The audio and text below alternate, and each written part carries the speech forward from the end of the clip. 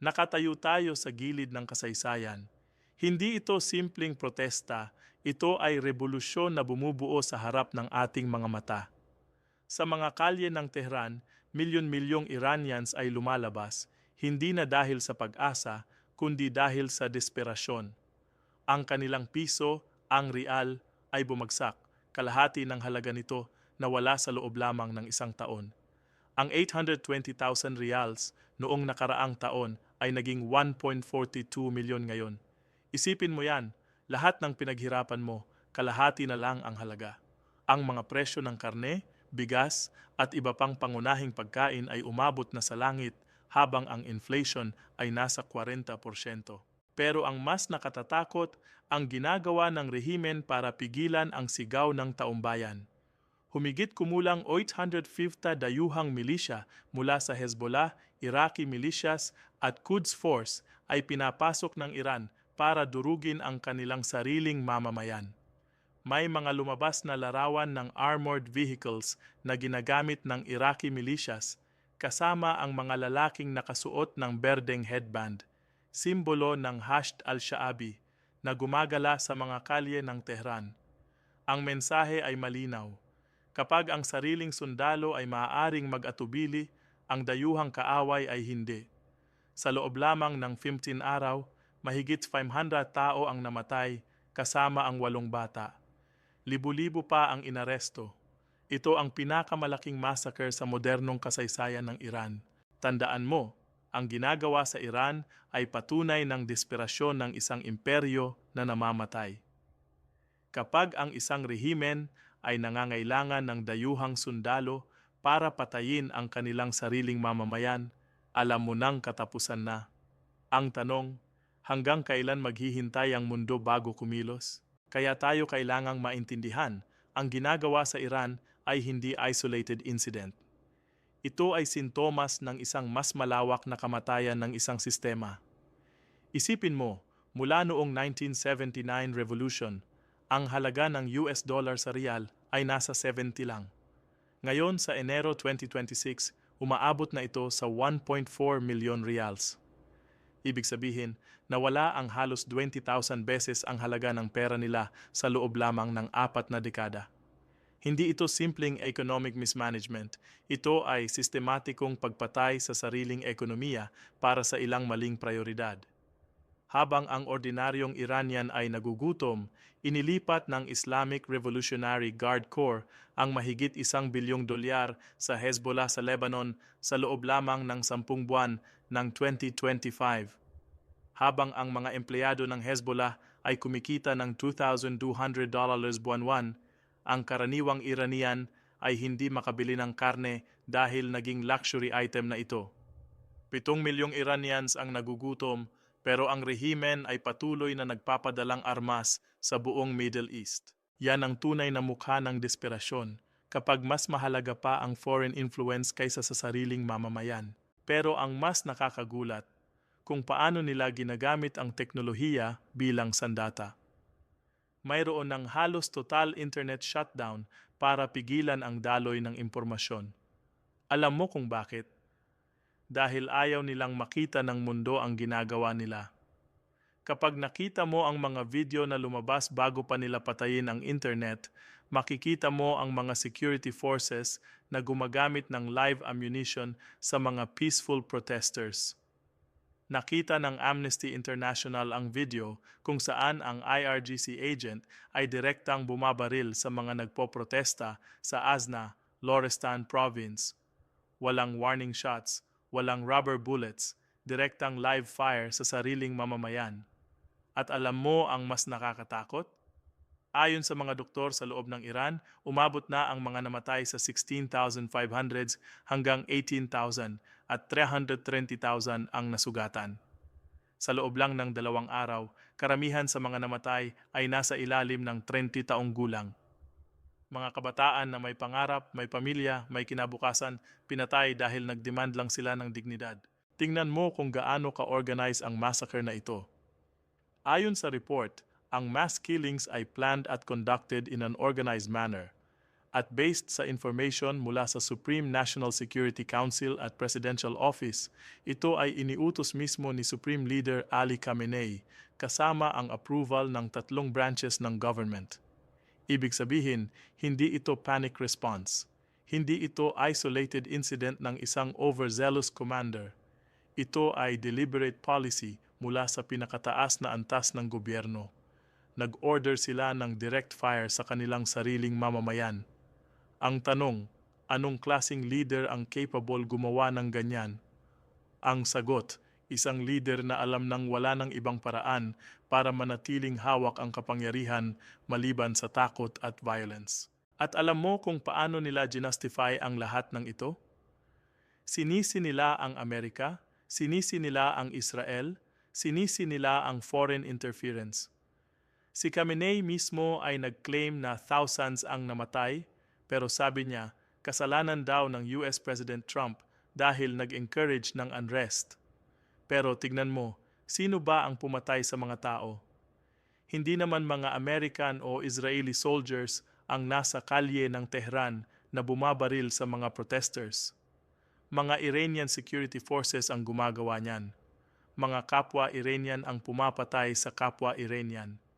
Yan ang ultimate tragedy. Ginagamit nila ang foreign boogeyman para takpan ang kanilang sariling brutalidad. Parang sinasabi nila, hindi kami ang masama, ang mga dayuhan ang sumisira sa inyo, habang sila mismo ang pumipindot ng gatilyo. At kung titingnan mo pa ang bigger picture, makikita mo kung gaano ka-fragile ang sistema. Ayon sa Ministry of Social Welfare, 57% ng mga Iranians ay may antas ng malnutrition. Kalahati ng populasyon ay hindi maayos kumain. Ang inflation ay umabot sa 48.6% noong Oktubre 2025 at 42.2% noong Disyembre. Imagine mo yan, bawat buwan, ang presyo ng lahat ng bagay ay tumataas ng mahigit 10%. Ang sweldo mo ay hindi tumataas, pero ang presyo ng bigas, karne, gulay, gamot, lahat tumaas. Ang food prices ay tumaas ng average na 72% compared sa nakaraang taon. Kaya nga nag-shutdown ang mga shopkeepers sa Grand Bazaar. Hindi dahil ayaw nila magtrabaho, dahil imposible na magtrabaho sa ganitong kondisyon. Kapag binili mo ng TV ngayon para ibenta, bukas hindi mo na mabibili ang replacement dahil tumaas na naman ang presyo. Ganyan ka-unstable ang ekonomiya. Pero ang rehimen, sa halip na tugunan ang economic crisis, mas pinili pang gumamit ng violence. Ang Iran International ay nag-report na at least 12,000 ang napatay, describing it as the largest killing in Iranian contemporary history. Kahit si Khamenei mismo ay nag-admit na several thousands ang namatay, although syempre sinisi niya pa rin ang ibang bansa. At hindi pa tapos yan. Ang head ng Iran's judiciary ay nagsabi na ang mga naaresto during the protests ay mabilis na susundin at i-execute. Think about that. Hindi lang sila pinatay sa kalye, ang mga nabuhay at naaresto ay i-execute pa. During 2025 pa lang, 1,500 people na ang na-execute sa Iran, making it second only to China in executions. At ngayon gusto pa nilang magdagdag ng 800 executions para sa mga protesters. Si UN Rights Chief Volker Turk ay nag-claim na Iran was using executions as a tool of state intimidation. Yan ang totoo. Ginagamit nila ang death penalty hindi bilang justice, kundi bilang propaganda tool para takutin ang populasyon. At tingnan mo pa, si President Masoud Pezeshkian na dapat protektahan ang kanyang mamamayan ay nagsabi sa televised broadcast, "We are at total war with Israel, Europe, and the United States of America." Total war daw. Pero sino ba ang tunay na kalaban? Hindi naman ang Amerika o Israel ang nasa mga kalye na nagdemand ng pagkain. Ang sariling mamamayan niya ang lumalaban para sa basic dignity at sinasabi niyang nasa total war sila. That's the level of delusion ng leadership. Imbis na kilalanin ang legitimate grievances ng taumbayan, ginagawang external threat ang lahat. At yan ang pattern ng authoritarian regimes na namamatay. Lagi nilang sinisisi ang labas dahil hindi nila kayang aminin na sila mismo ang problema. Kaya nga dumating na tayo sa punto na kailangan nilang mag-import ng foreign militias. Think about the implications nun. Kapag ang sariling military mo ay maaaring mag-refuse na barilin ang sariling mamamayan, ano ang gagawin mo? Kumuha ka ng tao na walang attachment sa populasyon. Ayon sa reports, ang Iran ay nag-import ng 800 members ng foreign militias para quell the protests. Iraqi militias, Hezbollah fighters, Quds Force, lahat yan ay pinapasok para gawin ang dirty work na baka ayawan ng Iranian soldiers. At yan ang ultimate sign ng weakness. Kapag kailangan mong mag-rely sa outsiders para kontrolin ang sariling bansa, ibig sabihin na wala na ang legitimacy mo. Wala nang suporta ang mamamayan, wala nang tiwala ang security forces, kaya kailangan mo ng mercenaries. At alam mo kung anong mas nakakagalit. Habang ginagawa nila lahat ng ito, ang basic services ay bumabagsak na rin. Ang tubig ay intermittent kahit sa major cities. Electricity at fuel ay naka-ration. Food prices ay tumaas beyond wages, forcing households to cut consumption and exhaust savings. Yan ang daily reality ng Iranian people. Hindi lang sila binabarilin sa kalye, kahit sa bahay, walang tubig, walang kuryente, walang pagkain. Half of Iran's industry ay nag-halt na dahil sa rolling blackouts. Araw-araw, 3 hanggang 4 na oras walang kuryente sa buong bansa. Paano ka magtratrabaho? Paano ka mag-aaral? Paano ka mamumuhay?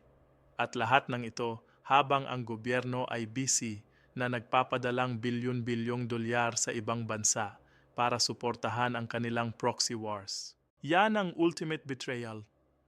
Ang gobyerno na dapat mag-serve sa kanilang mamamayan ay actively killing them, starving them, at prioritizing foreign adventures over domestic welfare. At ngayon, habang tumataas ang death toll, habang dumarating ang reports ng atrocities, ang mundo ay nanonood. Pero ang tanong, hanggang kailan lang manonood ang mundo? Kailan tayo magsisimulang kumilos?